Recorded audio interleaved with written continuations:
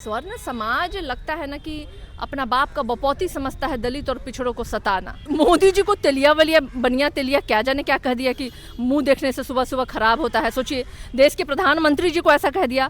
हमारा राजनीतिक विरोध भले ही रहा हो भारतीय जनता पार्टी से, लेकिन हम लोगों ने कभी ऐसे शब्दों का इस्तेमाल मोदी जी के लिए नहीं किया। इस जाति का वर्चस्व आज भी सामाजिक रूप से इस तरीके से कायम है और उनके वर्चस्व के कारण आज सुप्रीम कोर्ट ने भी इस बिल को रोक लगा दिया।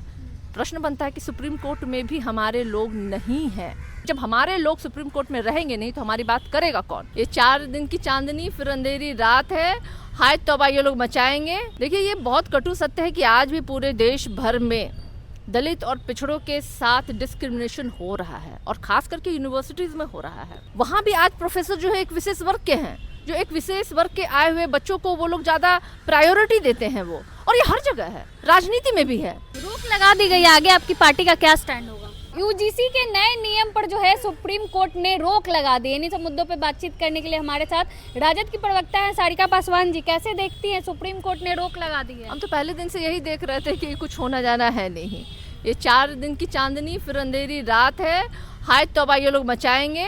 क्योंकि अभी देखिए यूपी में इलेक्शन है, बंगाल में इलेक्शन है, बहुत आयत संख्या जो है वो दलित पिछड़ों की ही है और उनको उनकी वोट में सेंधमारी करनी थी। इसलिए भारतीय जनता पार्टी एक फलसफा, एक जुमला लेकर के ये यूजीसी का बिल लेकर के आई थी।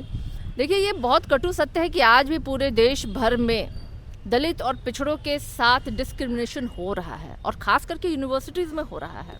आज भी वहाँ मेडिकल कॉलेज, इंजीनियरिंग कॉलेज में जाइए, वहाँ फाइलमबाजियाँ होती हैं।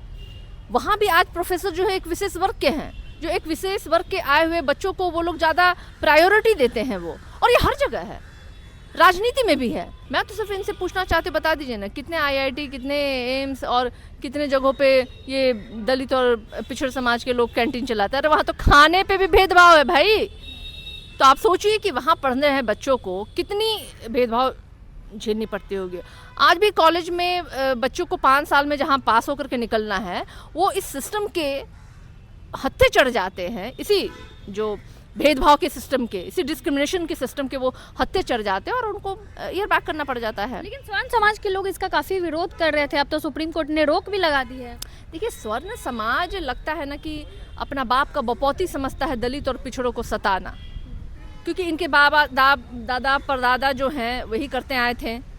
मैंने देखा सोशल मीडिया पे किस तरीके से कह रहे थे कि तुम्हारे बाप दादा तो पहले चप्पल माथा पे उठाया करते थे, तुम बराबरी करोगे। तो ये उनकी कुंठित सोच है। मोदी जी को तेलिया भी कहते हैं। मोदी जी को तेलिया वलिया बनिया तेलिया क्या जाने क्या कह दिया कि मुंह देखने से सुबह सुबह खराब होता है। सोचिए, देश के प्रधानमंत्री जी को ऐसा कह दिया। हमारा राजनीतिक विरोध भले ही रहा हो भारतीय जनता पार्टी से, लेकिन हम लोगों ने कभी ऐसे शब्दों का इस्तेमाल मोदी जी के लिए नहीं किया। लेकिन आज उनके ही समर्थक जो उनको ही वोट करते हैं, उन्होंने इस तरह के शब्दों का इस्तेमाल किया। तो ये दिखाई देता है कि आज ये इस जाति का वर्चस्व आज भी सामाजिक रूप से इस तरीके से कायम है और उनके वर्चस्व के कारण आज सुप्रीम कोर्ट ने भी इस बिल को रोक लगा दिया।